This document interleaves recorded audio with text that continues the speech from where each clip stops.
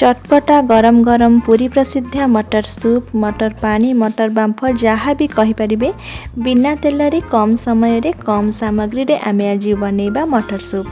नमस्कार सांग माने ओडियाजियासम को आपण माननको बहुत बहुत स्वागत। वीडियो पसंद आसिले लाइक शेयर और चैनल को सब्सक्राइब करने को भूलिबेनी।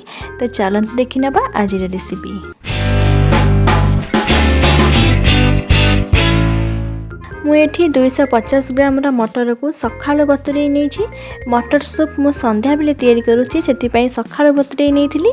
एबे गोटे प्रेसर कुकर रे मटर को देदेबा। मटर गोटे इंच ऊपर को पानी देदेबा। गोटे मीडियम साइज आलू को चोपा छड़ाई देउची।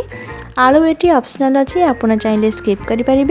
एबे से गोटे छोट चामच लुण दे हाई फ्लेम रे गोटे सीटी, मीडियम फ्लेम रे 2टा सीटी देदेबा।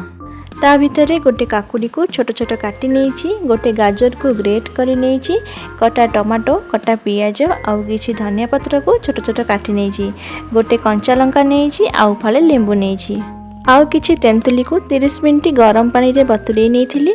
एबे तेंतुली को चकटी नेबा, तार खदड़ा अंश बाहर करी नेबा। एबे गोटे बड़ गिना को काढ़ी देबा। सेथिरे मु आउ गोटे गिना पाखापाखि पानी देउछि। एबे से गोटे छोट चामच चाट मसला, गोटे छोट चामच आमचूर पाउडर, गोटे छोट चामच जलजीरा, हाफ चामच लुण, गोटे छोट चामच कला लुण बा बीट लुण दे गोले नबा। शेष को आमे फाले लेंबू चिपुड़ी नेबा। आउ किछि धनिया पत्र दे गोले नबा। एबे हमर चटपटा खट्टा पानी रेडी होई गेला। तापर प्रेसर रु आपे बांफ जीवा परे प्रेसर को खोली चेक करि नेबा। देखंतु मटर आमर सिझिछि किंतु गोटा गोटा अछि। तापर गोटे कड़ाई रे मटर पानी को दे दबा। याको गरम गरम खाइले बहुत टेस्टी लगी थाए। आमे जे आलू को नेइथिले एटी मैश करि नेबा। आलू नेबा द्वारा आम सूप रो टेक्सचर भलो आसी थाए। तापर आमे जेउथिरे सूप पीबा सेथिरे आपण आपन को हिसाब रे लंका चकटी नेबे। एबे सेथिरे मटर पानी को देई दबा।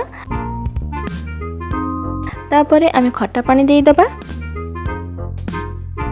किछि कटा पियाज, टमाटो, गाजर आउ काकुड़ी को देई सर्व करि नेबा।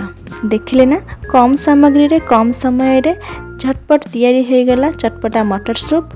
तो पुणी आसीबी आउ गोटे रेसिपी नहीं रहुची। धन्यवाद। जय जगन्नाथ।